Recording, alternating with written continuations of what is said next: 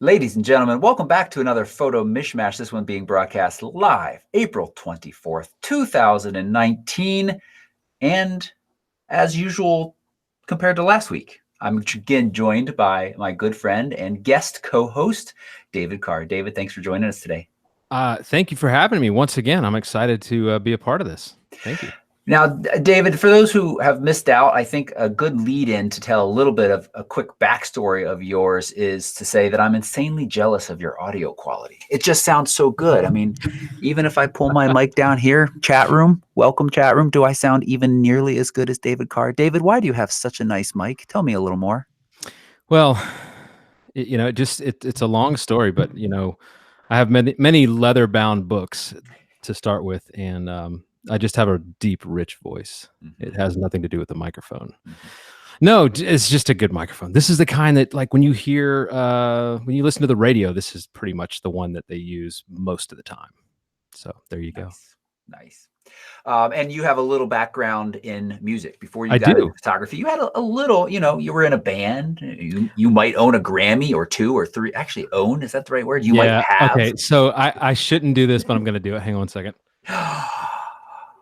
Am I the only photography podcast this week that has a Grammy on display? I mean, I have them conveniently located right above where I'm sitting right now. So, so I was in a band called Third Day for 24 years, right out of high school, and never imagined that I would have a career in music. I didn't even plan for it. A lot of people are like, "Oh, I'm going to be a musician," and I was like, "No, you're not. You're going to play music, and you're going to get a job at, FedEx or something." Not that there's anything wrong with that, but it just seems so outrageous to think I was going to make it in music. And so I didn't think I would. And then it just happened. And it was just amazing. I'm truly humbled still that I actually got to be a part of that. And especially for so long. That was kind of what led me. It didn't lead me into photography, but in doing that and being on the road, there came a point where I wanted sort of a hobby, something to do on the road. I was like, man, if I got a good camera, I could walk around these towns that we're in and go shoot downtown areas and just anything, just kind of get out there and try to learn how to use a camera. And it was in being on the road that I really kind of just put nose to the grindstone and really figured it out. Awesome. Well, I'm going to tease a couple of bits of the show today. One is that we've got a headline floating around that photography is the worst profession. So now that you've moved into photography as a profession, maybe you want to go back to music and pick it up as a hobby. Yeah. Well, trying to make it again in music is, good luck with that. Music is in the same state as photography in a lot of ways. All media, whenever media went from like this thing where you had to go to a store to purchase the media, or you had to go get something developed, film developed. Whenever it moved from that to everything is shared online and everything is just digital and it's all in the cloud, and it's just a massive revolution in all of media. So everything has had to adjust. Every industry within, the arts and entertainment and sound and visual, every one of those mediums has had to adjust to that and come up with new business models. And as photographers, we have to do the same thing. There's never going to cease to be a need for good photography. iPhones are amazing, smartphones are amazing, but I think we're a long way off before those just replace everything in photography. So you just have to be able to figure out how to make your mark in what you do. And it's not easy, but that's okay. It shouldn't be easy. Well said, nicely said. And I think we'll dive in a little bit deeper in the discussion of that article, but I think that's pretty straightforward. Although if you want to, I don't mean to be so scary, but last week we talked about robots taking over our jobs, photographers specifically. So I feel like each week we're just really trying to discourage people, and that's not actually our goal here. We're trying to encourage them. Exactly, we are. And I did give a quick welcome to the chat room when I was asking about my mic qualities versus David's. Not that I'm jealous at all, but I do want to thank them for being here. Most of that chat room, you are our Photo Enthusiast Network members. We thank you for being part of this community. And it is truly a special place. if you're watching and you're not part of the Photo Enthusiast Network, you're missing out. Just this week, we had new content go out. Every week, we have new content go out, both an article and a video at the very least. And of course, then we have the community where you can post your pictures, get feedback on them, constructive feedback. When I say this community is one of the best on the internet, I'm not just blowing sunshine up, your Yahoos. Or can I use that? Or got bought by Verizon and up your whatever is owned by Yahoo now. Your Yahoo. They own everything now. I kind of was funny for half a second. Then it just went I know. But so there's just awesome pieces to this community, including the education piece. And this week we had Steve, a new video on really using the guided transform tool in architecture. Steve Skirch, who usually co-hosts this show with me, who's on his way to New Zealand, posted this video. His background is mostly architectural photography. He has a lot of experience, shows you exactly how to master that tool. And if you're watching and you're not part of or if you're not straightening architecture or human-made things, I still encourage you to watch. It's actually a really useful tool, even for landscape photographers.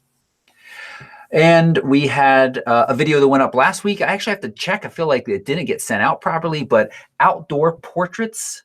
We took a look at the cowboy Sweeney that we work with in Yellowstone, on the Yellowstone workshop. And we recorded some content of David McKay teaching how to use different types of light outside. I should say natural light. This is about working with natural light outside, the different types you might run into, kind of full direct sun, indirect shade, full shade, using that for backlit, using that in kind of harsher conditions, and also talking a little bit about watching your backgrounds and posing your subject. That's been a series of videos that we've done with Sweeney. Just fantastic, kind of good portrait advice, very simple. Those are very I don't say very short, but they're very easily digestible, good quality videos.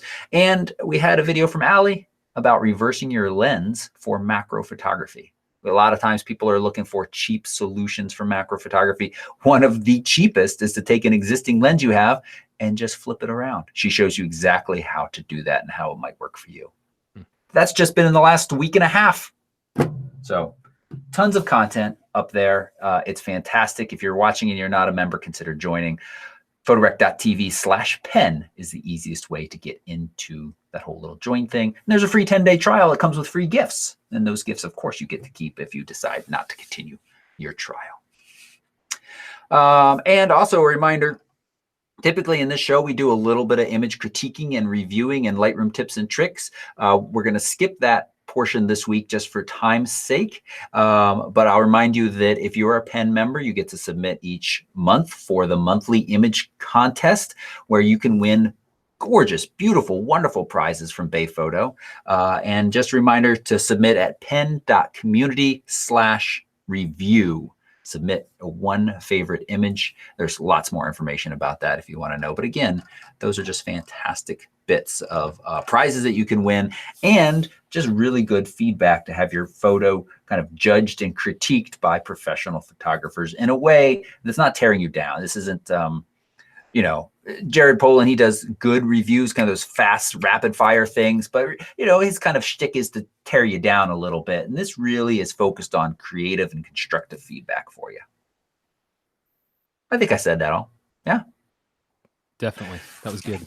You did a nice job. So without the Lightroom section, which always takes up a good bit of time, we'll be back to that when the show resumes. We're going to dive right into the kind of the gear news. We'll touch on a few pieces of gear items, some news, some personal news. What am I taking to New Zealand? Can I actually travel light? I've been talking about it off and on for many, many, many trips. Can I actually do it in this one? I'm going to show you a flat lay picture of just about every piece of camera gear I'm taking, and then chat room and commenters, I'm going to need your vote. Am I actually achieving lightness, traveling light, lightness of being? Is that a movie? It's a worthy goal. It's easier said than done to travel light, especially when you're going halfway around the world. Yeah, I'll be honest. I've been having a little bit of lower back pain connected to what I think is knee spasms, and it's pretty uncomfortable. And I think part of that started, well, actually part of that started a couple of years ago with an injury, but I think it's been reoccurring mostly because I stood in line for too long on the Antarctica trip in customs with 30 pounds on my Ooh, back. that'll do it. I really think that set my back into kind of an unhappy way for a little while. Man. So Yeah, I bet it yeah, did. That could not have helped. And it's interesting how like sometimes carrying all this gear around like it won't have any effect, and then other times I feel like I'm about to die just after a day of walking around with a backpack on. So it's I don't know, yeah. something about getting older. Yeah. And, I see from time to time when I talk about traveling light or picking this lens or that, I see people that are critical and like, oh, serious people carry all the stuff. Well, okay, sure. If you want to, that's totally fine. That's how the world works. People can do whatever they want. But if I Yeah. choose to travel a little lighter, if it's important to me, and obviously I hear from a lot of people, they say, I don't want this gear or I don't want that gear because it's too heavy. I want to go a little bit lighter. If you're more likely to take that with you somewhere, then I think it's more likely to be better for you. Well, for instance, I just and you know this, Toby, from the last trip we did. So when we were in Antarctica, I had the Nikon 200 to 500 millimeter 5.6 lens, fantastic super telephoto lens. I love it, but it's heavy as a beast, and it's big, and it takes up all this space. I couldn't even fit it in my backpack, my think tank bag, which I love, but it's not quite big enough to hold that and all the other stuff, and so I had to kind of just carry it with me and we're out in these Zodiacs and it's big and heavy. Well, I came home and started researching, like, is there another way to get these kind of telephoto shots that's a little less cumbersome, and found this 300 millimeter Nikon lens that's like tiny. It's an f4, constant f4 lens.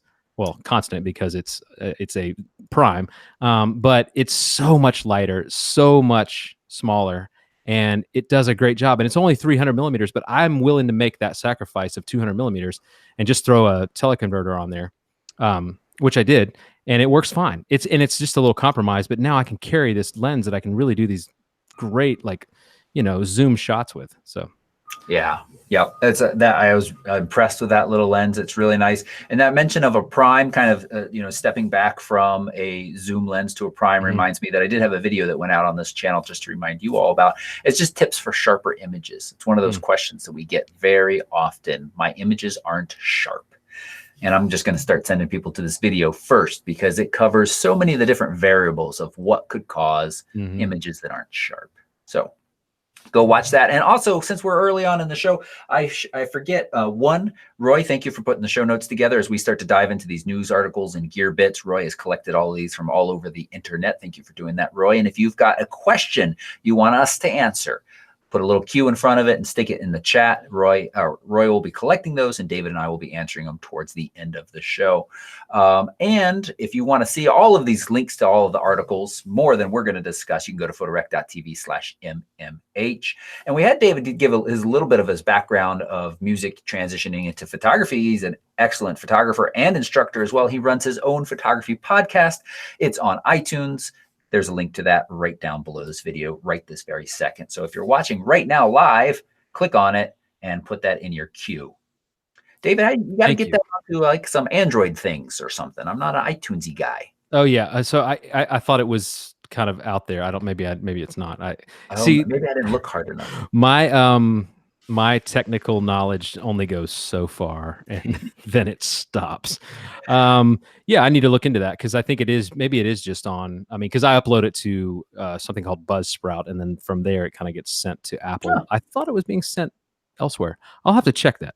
Because I want everybody to be able to enjoy my rich voice through this microphone. I do too as well. And even though you can't hear his rich voice usually unless you watch his stories, you should follow David on Instagram. There's a link to that right down below this video right this very second. I am so impressed with myself for getting the links there before the end of the show. Usually at the end of the show, I'm like, oh, I should put these links here. Today I was like, I should do that now. I appreciate it. Thank you. Well, I appreciate you spending some time with us and having that really nice microphone. Yeah. Just got to keep talking about it. Always. All right. So you're a Nikon photographer. Our first bit of gear news, rumors about a Nikon D6 having image stabilization. That is the sensor stabilized, kind of like what you see in mini mirrorless cameras, unless, of course, you got Canon putting out substandard mirrorless cameras. Oh, What do you think about this? So in a big, giant, professional level DSLR, 24 megapixels, 4K at 60p, longer manual exposure times, maybe up to 2 minutes, and built-in image sensor stabilization. That's, I mean, it's impressive. The only thing, I mean, I know these are rumors, so Yeah. it remains to be seen what's going to happen. The 24 megapixels seems a little weird to me that they would only go up 3 megapixels from the 21 that the D5 has, because I own the D5 and absolutely love the camera. I mean, it is just a dream to shoot with. But you know, I do wish I had some more resolution sometimes. But yeah, the image stabilization, I mean, I say go for it. I mean, if you've got it in the Z6, the Z7, which it works really well with those cameras. I've had a chance to mess with the Z6 a good bit, and I was very impressed with just the capability of that. And then, you know, because sometimes you are shooting with a prime lens that doesn't have vibration reduction, and gosh, any chance you have to kind of, you know, make sure that you're not going to have camera shake or whatever. I mean, anything that can help you, no matter how good a photographer you are. I don't see those things as crutches. I just see them as tools that just help us get the job done even better, you know? Sure. So I'd be all about it.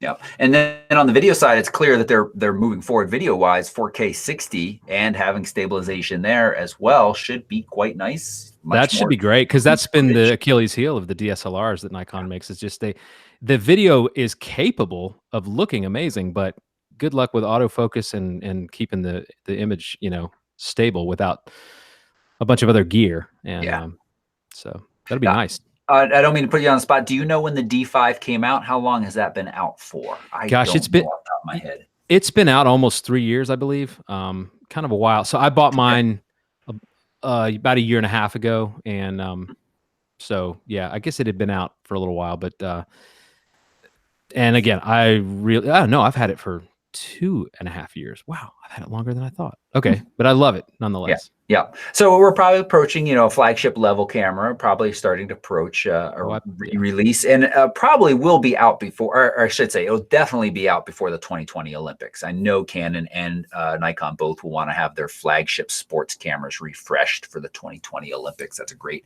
kind of testing ground, and actually should be past testing, proving ground for them at that point. Yeah, and it becomes such a part of their marketing of, you know, to all the Nikon people, you know, hey, here's the new D6 at the Olympics, you know. Yeah, yeah, exactly.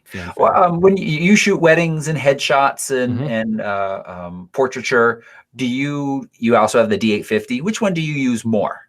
Well, it's a good question, because I did a bunch of headshots last week at a company, and I ended up using the D850 for those. And I kind of go back and forth, and it's funny because sometimes I'll go back and look at headshots that I did, you know, 3 or 4 months ago, and I'll kind of think, oh, I'm looking at the D5 images here, and it's like, oh no, those are, you know, when I go look at the data, it's, oh no, that's the D850, or vice versa. That's when I'm really surprised, when I'm looking at an image and I think, oh, this has to be the D850. It's so sharp and so clear, and there's so much resolution, and then I go and look, oh no, it's actually the D5. So, you know, there is definitely a difference in the resolution of the two, and again, it's a tough thing. The images that come out of the D850 are fantastic. I mean, they're, you know, just so much dynamic range. They're so sharp. So there's so much there. But what's funny is it's not like the D5 is a slouch. It's you know, and it's funny when the D850 came out, I thought, you know, I was going to just sell the D5 and because now they've made the perfect camera, and I ended up just keeping both, which financially wasn't probably the smartest thing at the time, but it was just, I like them both for different reasons. And I mean, yeah, the D5 was insanely expensive, but it just does everything really, really well. And I don't know. I love them both. Okay. All right. Fair enough. Fair enough. I was just curious. I think I do think they both are very strong cameras in their right. I think the slight bump up to 24 megapixels, you know, it's not much, but that does allow them to continue to have that really excellent low light performance and probably keep really insane high burst rates and deal with that burst rate, you know, continue to maintain a responsive camera. Yeah. And, you know, I've got a huge, well, you can't see it in my camera, but I've got a huge canvas print over on this wall that was shot with my D5, and it looks amazing. I mean, so as far as resolution, I do think people start splitting hairs a little too much. I read on these forums and these debates about like how much resolution do you need. I mean, sure, it's great when you have it, but I think people get hung up on it. And the way I always look at it is like 21 megapixels in the D5. I mean, 5 years ago, 10 years ago, that we would have been freaking out at 21 megapixels. We would have been like, this is the sharpest thing ever. So it's just all relative. I know. I know. As an owner of a camera with 42 megapixels, and then being able to go out and shoot with this 47 that also has that 187 megapixel mode, and watching my Lightroom really, really crawl. Yeah. And then stepping back and saying, how many pictures do I print out of the ones I take? Yeah. And what am I doing with 99% of my pictures? Mm-hmm. Instagram. I mean, 99% of the pictures I share with the world, how am I sharing? Instagram, yeah.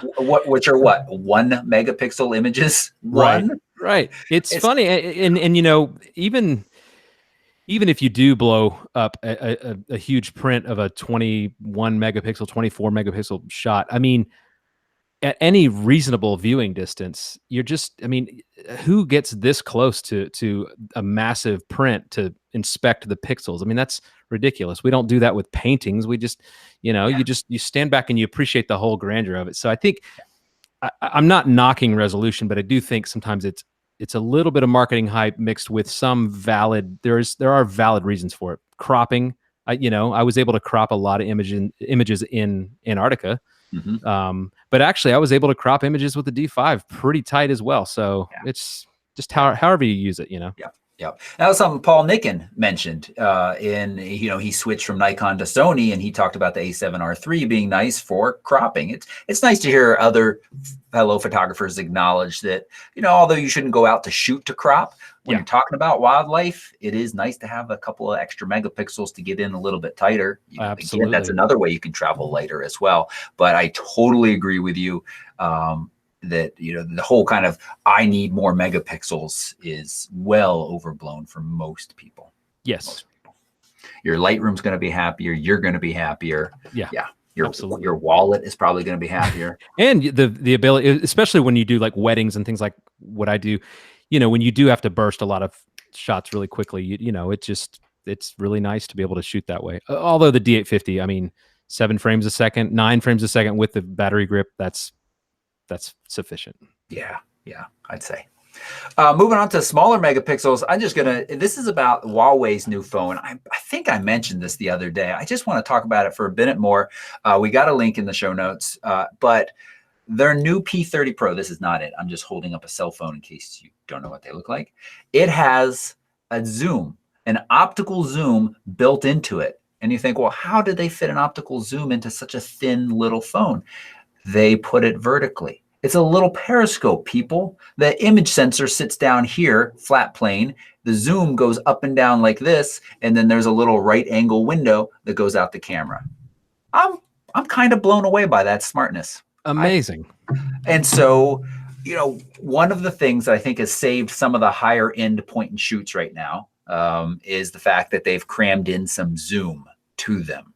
The little point and shoots with a 3x zoom and stuff, who carries those around anymore? Nobody. Maybe your grandma, not to insult your grandma, but that really feels like that's the only people I really see using kind of limited point and shoots these days. People that haven't really embraced the cell phone or haven't figured out that their cell phone can take as good of pictures as a point and shoot. Absolutely. But by putting zoom in it now, further just kind of chews into that point and shoot market. And really, I only see the very high-end point and shoots sticking around, the ones that have much larger sensors, 1 inch, or even cramming an APS-C size sensor into some of these things, and either a massive amount of optical zoom or just making sure their image quality is far, far better. But I don't know. David, do you have a point and shoot? I do. I have a little Nikon. I've got it right here. Everything's within reach. Grammys, point and shoots. Yeah, I mean, I've got it all. What else? I've got ice cream over here, coffee maker. No, I have this little Nikon. Yeah, it's the W300 and all weather. It's a great little point and shoot. I mean, I've probably used it underwater more than anything. And I don't dive, but we went to Mexico last year snorkeling, beach trips and stuff like that. It's great to be able to get out in the water with it. But yeah, it still actually is even just for regular stills, it's a great little camera. Yeah. Yeah, and that's totally another valid reason, or way that point and shoot makers can separate themselves and say, here's something better. Because even some phones, this one in my review, I stuck it underwater. Sometimes it acts a little funny, and I wonder if I should have done that. But it technically is waterproof, but it doesn't become useful underwater. So something like the Nikon waterproof camera there that you've got, David, it remains useful even when it's not. You're usable, I should say. Yeah, absolutely. Yeah. Let's see. The other thing that I wanted to mention is Instagram tests hiding like amounts on pictures. You got any opinion on this, David? Hiding like amounts. Wow. Yeah. So, you're browsing through and you see a picture and you don't see how many likes it has. Mm-hmm. That's interesting. I don't know what the point is. Just, I don't know. I think, yeah. What do you think? And then I'll. As somebody who has been frustrated with the amount of followers I have versus the amount of engagement and likes I get on some images, I think in a way it could feel refreshing. Sure, I'll still be able to see that some of my pictures that I think should be liked a lot more aren't really, but that doesn't serve as a distraction out there. And also, I do look for almost every picture I see that catches my eye. Like, how many likes did this get? Yeah. And that's distracting. And why should I look? Why should I care? If I like the picture, I should like it. If I don't like it, I shouldn't like it.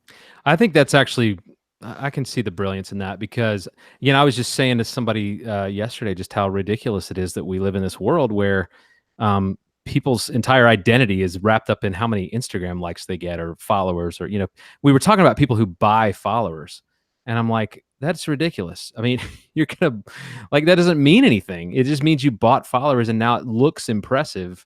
And so to me, likes can be the same way. And look, I get just as caught up in it as anybody else. I mean, when we were in Antarctica, I posted a lot of stuff, and it was instantly rewarding, and I was getting a lot of likes, and it was, because it's exotic stuff that people don't normally see, just their friends sharing. So, and I won't lie, that felt good. It really did feel good to get all these likes, but I have to check myself and say, well, is that really why I'm doing this? Oh, there's my dog. I like her. Mm-hmm. She likes me. She likes all my pictures. I'll like it. Yeah, exactly. I don't know if I'm making sense, but I just think we have to be careful with that because it's so strange that we're in this day and age where we get so caught up in that. It doesn't really mean what we think it means. Right. It's interesting. And I feel sometimes I justify the way I get caught up in it in the fact that I'm a content creator and I need people to see and like my stuff to at least partially to run my business. Yeah. Kate says, what's it matter? If you like it, you like it. And who cares what other people like? And that is absolutely true. But as I feel a little bit like it ties into my business, if I'm not putting pictures up that people like, why should they listen to me talk about photography or not photography? Yeah, I mean, it is, if it is part of your business, I mean, well, and it is. So I'm not saying I don't care, because I really do care. But I think whenever our sense of self-worth and identity becomes about how many likes we got, to me, just if you're a photographer and you feel like you're putting your best foot forward and you're putting it out there, just be okay with that, or just learn to be content with, I gave it my best shot. I did it, and here it is. And if people like it, they like it. If they don't, they don't. But that is, again, it's just a crazy time we live in. Yeah, I think that's great advice. And just the one other thing I'll say about this crazy time we live in, I feel like in some ways, likes do matter to some people because they make a complete living off Instagram, whether that's true. Should be the way it is or not, but it is. And then the cynic in me says, well, Instagram wants to do this because they know many people like me are looking at these images and going, God, wow, why am I even bothering to use Instagram as a platform? I've actually Mhm. seen some people go back to Facebook and a little bit more of their focus, which, they're owned by Facebook owns it all. So what's Mhm. the point? But, in this kind of content creators grasping for where the audience is, where they can engage with the audience best, I've seen some frustration there. So I wonder if it's to kind of hide that and move away from that. It'll be interesting to see if it really happens. Yeah, it will be interesting for sure. Yeah. Yeah. Hmm. I think I want to say one more thing about it. No, I don't think I did. So it's good. Oh, I will say this. David, I really kind of what you said resonates. Put up those pictures that you like. That's kind of what you were saying, I think. Mhm. And one of the things that I love about Instagram for myself and for other people is it's kind of a record. It is a record of what we see as photographers, how we post process, what we think of as a good photo and want to share with the world. And I Yeah. love going back and seeing where I used to be and think, oh, there's that nice flower Yeah. picture. I love that picture, but gosh, look at all these Yeah. things wrong with it that I would not do now. And it's kind of a neat way to see your growth. It is definitely. I mean, and when I go back to like the beginning of my Instagram feed and look at the stuff I was posting 4 or 5 years ago, I mean, at the time that was the best I felt like I could do, and so I was glad to share it. But it is cool to see it progress and to see the engagement with that progress. What's interesting is because I shoot portraits and weddings and those kind of things, and then I go on these McKay tours and shoot landscape and wildlife. Wildlife and landscape it's like instant gratification for your audience. I mean, people just love that stuff. Like you post a beautiful sunset, people are going to just be like, oh my gosh, you're so amazing. And it's like, well, thank you, but the sunset was amazing. The camera is amazing. Like, I'm going to take the credit where it's due, but I'm also going to give it to a lot of other things. But if I take a shot of, like, if I have a headshot that I'm really proud of and nobody knows this person, I post it, oh, there's 40 likes, and Yeah. I get it, because like you're not going to scroll through and be like, oh my gosh, that's the most amazing headshot. So I guess if I was only shooting portraiture and that was all I was ever posting, I might feel a little disappointed at times, but because I don't get as much interaction. But again, that's why I just have to go, I don't care. I'm putting it out there because I'm like, I feel like this is good and I want to share it with the world. Yeah. Yeah. There is the flip side though, that maybe that, you only get 40 likes on that headshot, but somebody in your area sees that headshot and is like, Yeah. oh, I need headshots. This guy did a good one. Yeah. And that's why I put them out there, and I've actually gotten business from that. So it's a win-win. Cool. Very cool. We're going to move on to the other stuff where we dive in a little bit deeper to some discussions. And the first one up that we have that I think is a great list. Peter McKinnon put out a video called 6 Bad Habits That Photographers Have. And I used to watch Peter McKinnon stuff pretty religiously. Just well put together, very nicely edited, kind of fun. He's got great personality. And then I started to get a little tired of the amount of B-roll for the amount of content. And I don't know how other people feel, but I'm really thankful that Petapixel went and summarized the video, because it's a 12-minute video with just 6 quick bad habits. I'm going to read these out. I'll read each one out. We'll pause, talk about it a little bit, and chat room. If you've got any others that you want to throw out right now or want to add to this list, do that. And of course, if you're watching this after the fact, leave them in the comments down below. Number 1, and we hear this on workshops, refusing to shoot in any conditions that is not perfectly ideal. I remember we had a certain person on our Antarctica trip that from time to time was heard to say, oh, the light's gone. And I'm just looking around. We're in Antarctica, and there is just constantly something around you to photograph that's amazing. So I remember finding that a little funny. Yeah. And I think it's great advice. I think there are some photographers that get into this kind of habit of, oh, it's midday, I'm not going to shoot anything. Or, the whatever, it's slightly overcast or the sky is gray, and they're not shooting. Yeah.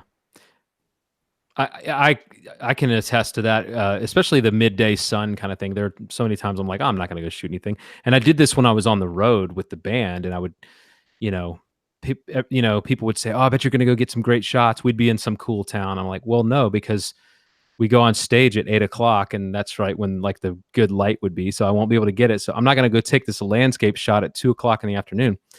And I have a funny story, and I'll make it really quick. But one of actually probably my favorite shot I've ever photographed was at like 3 o'clock in the afternoon, bright sun on the beach, and it just worked. It just looks awesome. I love the shot. It's a pier, it's just this pier going out into the water, and I shot it really quickly on a tripod with a ND filter, blurred the water, and there's just something about it that just really works. So I'm like, if you see something that could be a shot, go ahead and take it. Like, don't just be stuck up about the conditions. Like, that doesn't mean you're gonna always nail it. But if I had walked past that and not done it, like my favorite photograph, the one that has been the most like revered, I guess, by people who've seen it, it wouldn't exist if I hadn't just gone for it.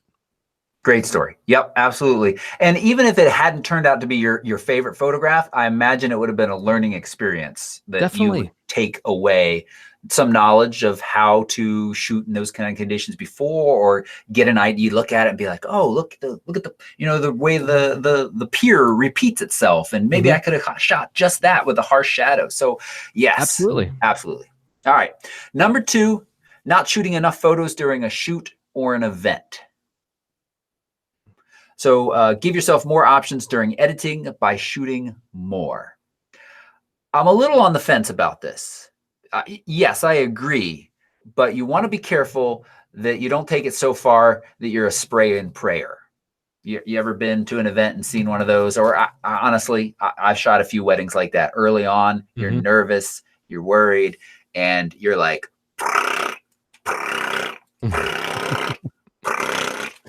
and then you come back home to 7,000 pictures that you need to edit, and you realize you charged, like, some of my early weddings, I charged $700, and suddenly I'm working for 5 days straight to cull and pick the good ones.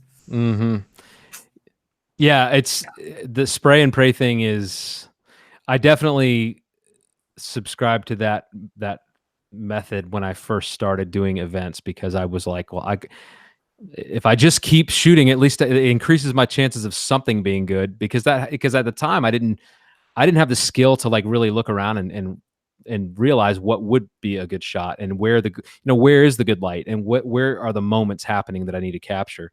And I'm not saying I nail it every time. I don't think any photographer does. I think everybody still has those moments where they're like, they don't know what they're doing. They're just trying to figure it out.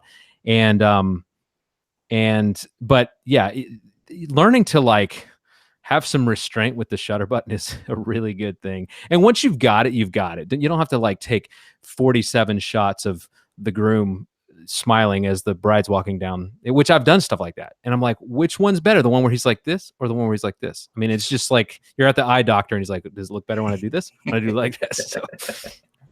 Yep. All right. Number 3, deleting photos in camera. This is a bad habit. I agree. David Carr? Yeah. Okay. I think that is a bad habit. It's also, you're wasting time that you could be shooting something else. Absolutely. Totally agree. Let's move on. I will say, on some of the McKay trips, if we're finished with the day and we're in the van or whatever, and I might go through and look, there might be something that's totally black or completely blurred out. And I might like delete a couple just to clear it out. But for the most part, I'm like, no, I'll just do that later, because you just never know what you've got. Yeah. And you don't want to accidentally delete the wrong one. Yeah. I think there's just two. Similar. I may, go through and say, oh, the first 2 where I accidentally pushed the shutter as I was pulling the camera out of the bag. Maybe, but it's just so much easier to just quick mark them for deletion when they come in. Absolutely. It doesn't save enough time. And the other kind of flip side to this, or the rest of the story, is, don't try to judge your images by that screen on the back. It's just not that good. No, it's not. Yeah. And kind of related to that, number 4, referencing the LCD screen too much, or let's say, if you've got mirrorless, just reviewing your pictures too much. At his point, it can slow down your creative flow. Like the point you just mentioned, David, with deleting, you're going to be wasting time in a lot of cases when you could be capturing another epic picture, or thinking about how to capture another epic picture. Definitely. And when I first started, I think I was looking at the screen a lot more because I didn't really know what I was doing, and I was just hoping that I was really guessing that, oh, this might be a good, exposure formula. I was not in a good habit of reading the exposure meter. And I'll be honest, that it took me a long time to finally get to where I really always would look at that. I would just like look at the scene, take the shot and go, "Oh no, it's too dark. Let me adjust this." Instead of looking at the exposure meter. And granted, there are times, depending on what metering mode you're in, the exposure meter might tell you that it's perfect, but the subject that you're trying to photograph is still too dark because you're metering everything around it and it's saying, "Oh, we've created the perfect exposure for this whole image." So yeah, there are times that you do need to review it, but once you kind of got it, like don't keep looking at that thing because you'll start to sometimes you'll get discouraged in the middle of that and oh, I'm not getting it. And it's sometimes just bad karma. Yeah. Yep. I agree. I do think there are times from time to time, check in, Yeah, obviously, on absolutely. your images. If you're in kind of a slower setup on a tripod, it's nice to study the image for a minute or two. Yeah. Hmm. Number 5, not offloading your memory card immediately after shooting. That's a bad habit to not do. I agree. I hear stories. I'm part of a couple of wedding photography groups still. I just haven't left the group because it's kind of fun to see what they chat about from my days of shooting wedding. And about once or twice a season, you see those horror stories of the photographer shot the whole wedding, put all their gear in the car, and went and got dinner or checked into the hotel and came back and everything is gone. And Hmm. it's just when we used to shoot weddings, the moment a card was full and done, it got offloaded. Or if there wasn't time at the wedding to offload, it went into a small SD card wallet or CF card wallet and into my pocket. And it stayed on my person until those were backed up. That's just, Yeah, you should be safe. If you're shooting landscapes and stuff like that, I think it's still a good idea sure. to back up your work. You took the time to go someplace to make a pretty picture, Right. But if protect somebody's it. paying you hundreds or thousands of dollars to shoot their event, you got to do everything you can to make sure that that stuff is safe and where it needs to be Yeah. right away. Yep. Yeah. Tom, back to a slightly older point. Tom says, he says a really good exercise is to not look at any photos from a trip until you're home. Not easy to do. Hmm. I do see that as a good exercise to kind of trust yourself. It's like you're shooting film, and I've worked with photographers that have seriously shot film and they take far fewer pictures, and they're pretty happy about it, but they're more careful about it. And it kind of is good to set that idea up. But the one thing that I find from time to time, and maybe this is more me, it actually happens more with video or anything. I'll figure I'll get halfway through, a weekend long trip or something, and then start to look at pictures and realize I got a giant dust spot, Hmm. or I've left it on some weird scene mode that wasn't apparent while I was shooting, and now they all look kind of funky. And there's been a rare occasion where I've made it home and realized that pretty much everything I shot isn't really usable on the Hmm. video side of things, not so Hmm. much photos. But that's an interesting idea, Tom. But I'm always nervous that you have to know your gear is working properly and set up the way you want. As long as you're doing that, I can get on board with that exercise from time to time. Yeah, I think I'm just too impatient, especially if I'm really excited about if I did look at my LCD screen a lot during the day of shooting and I'm excited, I kind of want to go just see it right away.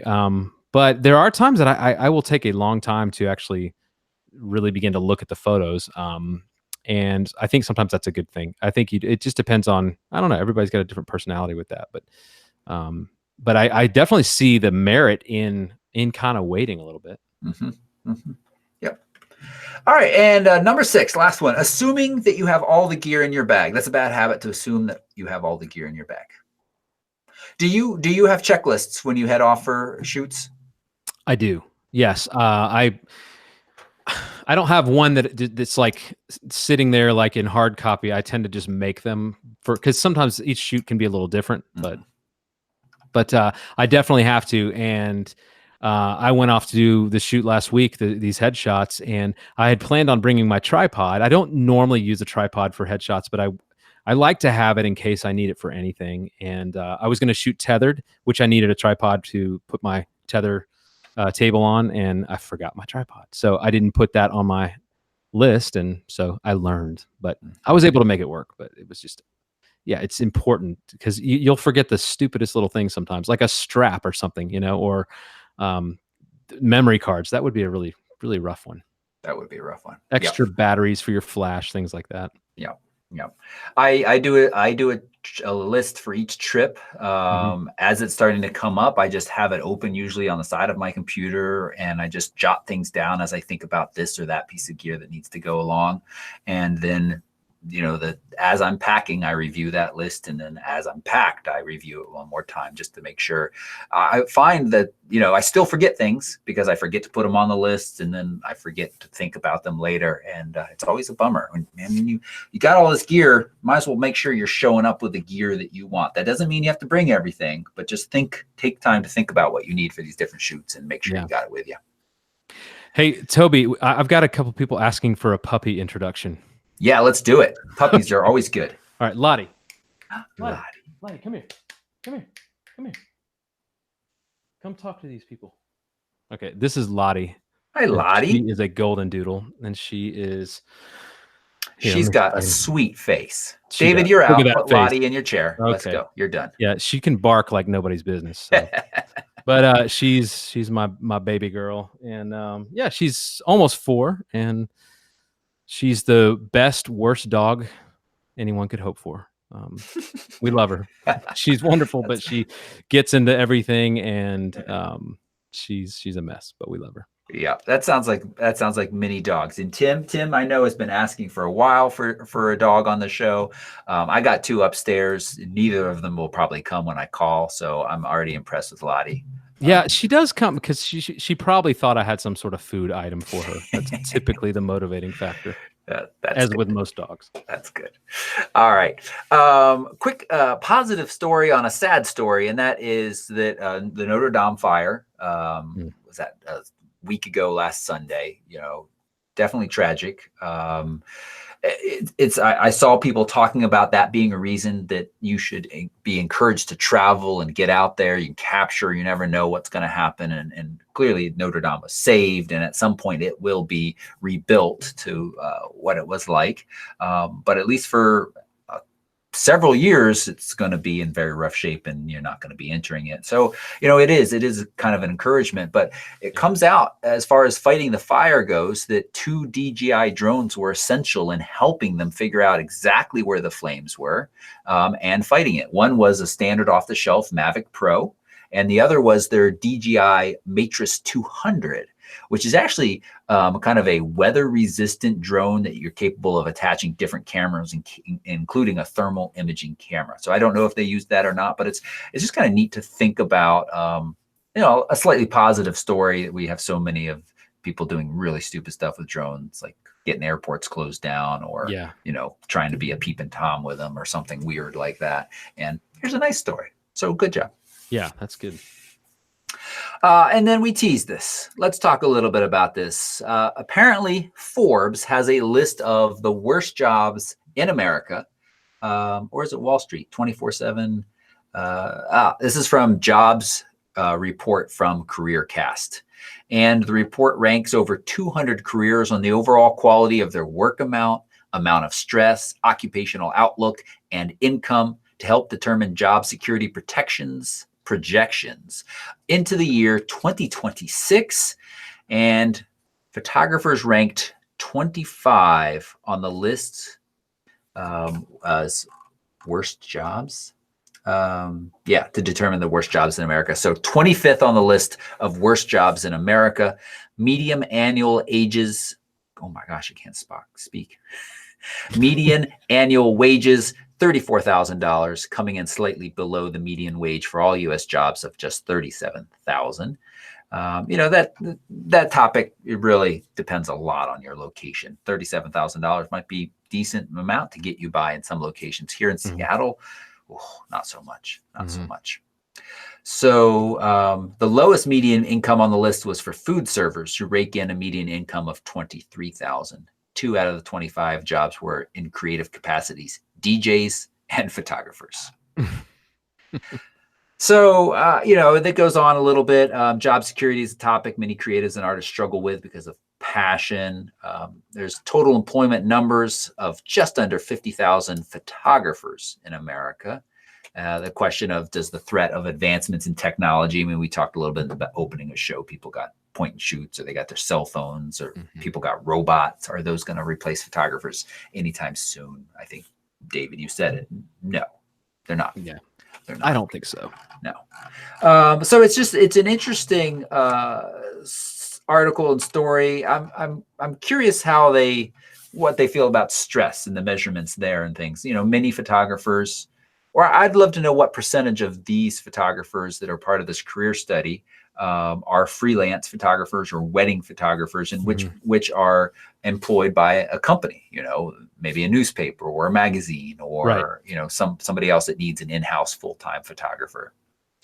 I would be interested as well, because photographer is a very broad umbrella to describe a lot of different people, who there's so many different categories under the umbrella of photography that I think, it might average itself out to not be the best career, because you do have a lot of people who are making very little to work really hard for a newspaper or some sports publication or something. I mean, I hear some horror stories about people who they work so hard to make very little, but like I said, I think there's always going to be that need. I mean, all day long, every day, you see photographs, images in advertising, and all kinds of print media, and visual, television, everything, internet. You see photographs all day long. Somebody had to take those photographs, and usually they got paid to do it.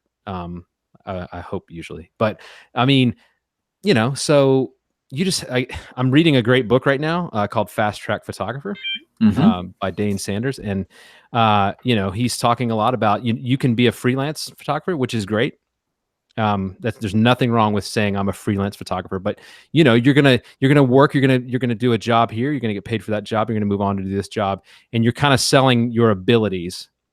But then you can also be a signature brand photographer, where people they're hiring you. They believe in you. And yes, you're a photographer, and yes, you can do these things, but they're not hiring you just because you can do these things. They're hiring this brand, this kind of like you've got this persona about you. That's a lot easier said than done, but I like to think in those terms when I think long term, like that's who I want to be, is somebody that's not just doing the job, but they're hiring me because I can do something that is unique and different. Nice. Yep. In chat, Trelina wonders if you've got the kind of the $100 for hire photographers skewing the annual income. That's a good question. I really, maybe I should have done a little bit more backstory research on this to figure out exactly how they figured this out. I'll do a little bit more reading, but yeah, I think that there are pros and cons to any job. I'm really curious to know about stresses. Many photographers that are freelance do have to spend a lot of time kind of running the business side. I think that's what's surprising to a lot of people. They've got to build that brand, and then of course do all of everything that it takes to run a business, their taxes, their budgeting, and all of that stuff, which certainly can cause some stress outside of just actually doing the photography itself. But it also does give a lot of people flexibility in a way to earn additional income to a family. Sure. Yeah. Yeah. And one of the things he says in this book is, the importance of hiring out, of sort of outsourcing the things that you're either not good at, or the things you're just not going to be able to do. And that could sound like, well, how could I afford to hire somebody to do this part or that part? But if you adopt the mentality of like, I'm going to do that, I'm going to spread this workload out, it allows you to be more creative, which hopefully leads to more income, which allows you to pay for those services. So it's, it's a chicken or the egg thing, but I like to think in those terms if I can. Yeah, absolutely. I follow a couple of the guys online that talk a lot about business sense, and that's a huge part of it. I know it can seem scary. You're not making a whole lot of money. Why should you hire somebody to manage this, or this? But exactly that. It frees you up to focus on your passion and your creativity, and you should see long-term returns from investing in yourself. That's how you should think of it. Yeah. Yeah, absolutely. Nice. All right. So we agreed it's not really that bad, but I'll do more back, and maybe we'll talk about it in the future. Let's talk a little bit about gear that I'm taking to New Zealand, and let me ask you all to decide whether or not I've truly packed light. I'm going to share my screen and find my Photoshop window here somewhere, because I'm just going to share. Here it is. Can you all see that? There is the gear I'm bringing to New Zealand. Was I able to actually pack light? What do you think, chat room? David? I don't know. I mean, it looks very nice. It's spread out very nicely. I like where everything is placed. Yeah. My daughter helped me with that. Yeah. I posted a behind the scenes on Instagram the other day, and she helped arrange these little bits, and she took some of the test shots, but she couldn't quite reach. We actually used the step stool to get straight down on this. We also mopped the floor first, which is important. Because we have dogs, so there was little bits of stuff all over the place. So we cleaned. Yeah. It looks nice. Thank you.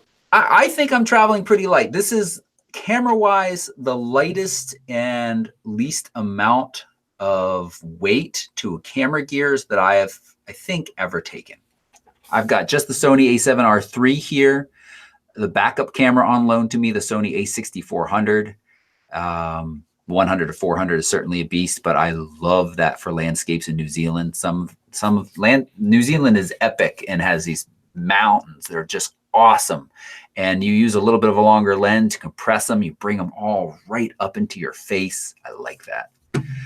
Tamron 28 to 75. This is the Sigma 16 for APS-C. So it's just going to go on the Sony a6400. I see that for some astrophotography. I am nervous that I'm going to a place that is fantastic for astrophotography, and I'm not right now taking anything wider than 28 or on the APS-C 25. And that, I'm a little nervous about that, to be honest. I might throw a wider lens in my bag, but then, it's another big clunky lens. Yeah, maybe you could get rid of the water bottle, and because it's about the size of the lens. No, I can't. That's my one. That's my here's all of this plastic and electronic stuff destroying the earth, and this is the one thing. Yeah, the one thing that I can do to make sure I don't use coffee cups everywhere I go. You inspired me. Look at this. I can't see world you. A better. Oh well, sorry, but you inspired me. Yeah, nobody can see it. Well, anyway, I was holding my very similar water bottle up, so.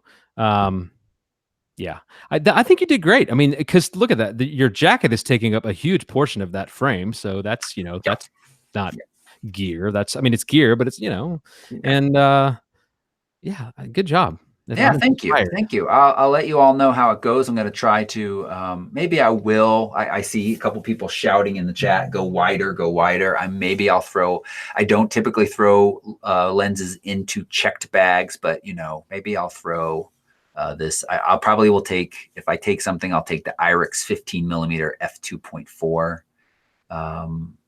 adapted for Sony. It's a very nice lens. It's my budget pick for astrophotography these days. Comes in like $300-400, and it's quite nice and pretty compact.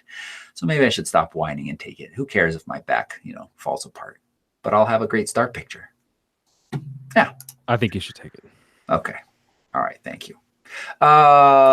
Well, stop sharing that. And if you want to see a complete list of everything that's listed there, there's a link to kit.com right underneath this video. I put all this New Zealand stuff together, and I'm going to share this picture out tonight on Instagram. If you're watching this and you don't follow me on Instagram, I tag all of the little gear so you can follow and see exactly what everything is there.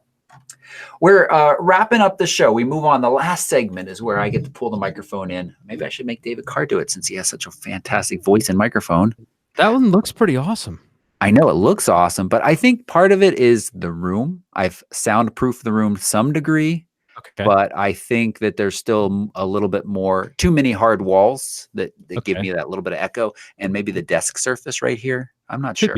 Yeah. Not sure. Maybe we can get you out here sometime and you can give me some expert sound opinions. Hey, man, bring me out. I'll do it. I'd love to. Yeah. That would be cool. But all of this is to say photos from space. And we have this cool picture right here that I'm going to share with you are, it's a meteor It's a meteor shower, and we got the Big Dipper and a green comet. Although I can't see the green comet, so I'm not sure where that is. But let me share this picture with you. Let's see. Open a new tab. Make it nice. Oh, wow. There we are. There we are. So this image has a couple of things going for it that I really like. One is that it's not just a cool landscape and stars, but we've got this road lit up by headlights. There's been a couple of different places where I have my eye on to do a shot like this. I'd love to get it. The other epicness is being above the clouds. Anytime you got a shot above the clouds, I think it's pretty cool. And you're on land, not just out of airplane. Incredible. And also, I like this shot because it lets me teach anybody who doesn't know how to find the North Star. Here is our Big Dipper. It is upside down right here, spilling its contents straight down. And if you take these two stars on the outside of the cup and follow them, they point to the North Star right here. And why that's important is if you want to do star trails, you find the North Star, and usually you like to incorporate it into the composition in some way because all of the stars will spin around that one. So you put it in a corner, put it, a third of the way in. You can center it, dead center. That often, just like you would dead center anything, often looks a little funny, but in some cases can work. So this is a very cool photo from space. We got a couple others in the Mishmash notes right here. That far side of the moon. Some pretty epic images as well there. So again, all of these show notes you can find at photorec.tv/MMHRoy. Thank you for putting them together. Now we got a couple of questions. Tim wants to know if he can carry my backpack in New Zealand. Man, yeah, I don't want to be that guy, but I would love to have somebody who carries around my gear. No, I do. I want to be that guy. I want to have somebody that carries around my gear. That would be freaking awesome. Yeah, I think a couple of us had a term for that on the Antarctica tour. It was, I won't say the word, camera witch. It rhymes with camera witch. Yep. No, it's good. Can they be Tim? Tim, I know you're a good photographer. You'll be like a caddy. You'll be like, here, sir, I suggest the 100 to 400. You'll just hand it to me, and I'll be like, good suggestion, Timmy. Take my pictures. I like it. Yeah, but Tim, you got to pay your own way and you got to pay your own meals. Yeah. Just, all right. It's not great. Kate wants to know, what teleconverter, David, are you using with that 300 prime? Good question. I have it's the Nikon 1.7 teleconverter. A lot of times you'll find a 1.4 or I think a 2. And Nikon made one kind of in the middle. So what it ends up giving me is this 300 millimeter lens becomes a 500 millimeter 6.7, which isn't bad. At 500 millimeters, 6.7 is you still get quite a bit of bokeh. Yeah, blurred background.